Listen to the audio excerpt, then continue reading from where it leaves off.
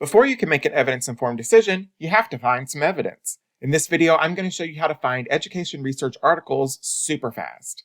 Hi friends, I'm Matthew Courtney and I help schools help kids, and on this channel we talk all about evidence-informed school improvement. So if you're into that, hit subscribe and come be a part of our community of improvers. Let's get right into it today. I have some quick tips and tricks to make it easier for you to find education research articles. Let's get started. Step number 1, identify keywords. Before you begin searching for education research, take a moment to think about the question, think about what you need to know, and create short 1 or 2 word keywords and phrases to help you expedite your search. It's important to remember that education research databases are not usually as user-friendly as like a Google search. They're just not that robust. And so asking a whole question or typing in a long phrase into your search engine is not going to yield useful articles for you. So you want to take your big question and narrow it down into 1 or 2 short keywords that you can use to search the database. Next, we're going to access a database. Think about what kinds of database access you might have. All of us have access to the ERIC database, which is a free, federally supported database housed at the U.S. Department of Education.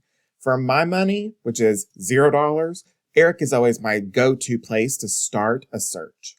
You might have access to other databases through your educational institutions, through your school library, or your public library. If you're currently a graduate student, you might have access to that library as well. Think about the range of access you have and pick the database that's going to make the most sense for you. For more information about how to find and choose the right database, check out my Research Tips and Tricks playlist on my channel, where I profile a number of really awesome research databases. Once you've accessed a database, it's time to search for content. This part's pretty straightforward. We're going to take the keywords that we chose in step 1 and simply put them into the database that we chose in step 2.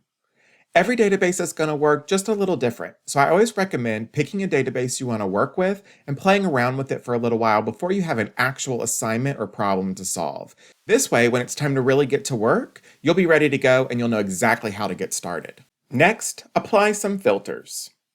It's likely that your search yielded thousands of results, and I don't know about you, but I don't have time to read through thousands of research articles, so filters is how we get a more narrow, more tangible number of articles to work with. I always like to start with a date filter and limit my articles down to articles in the last 10 or 15 years. If I'm working on something really pressing, especially in this post-COVID environment, I might even set the filter even more narrow for the last 2 to 5 years, depending on what problem I'm trying to solve. I also like to set for peer-reviewed filters and make sure that I'm only looking at articles that have been peer-reviewed and vetted by other researchers in the field. And sometimes location filters can be helpful. If I'm in a rural school district or an urban school district, those kind of filters can help me narrow down even further. And my last tip, download the articles and then read them. Okay, this might sound kind of dumb on its surface, but this is a really common mistake that I find with folks who are new to the research.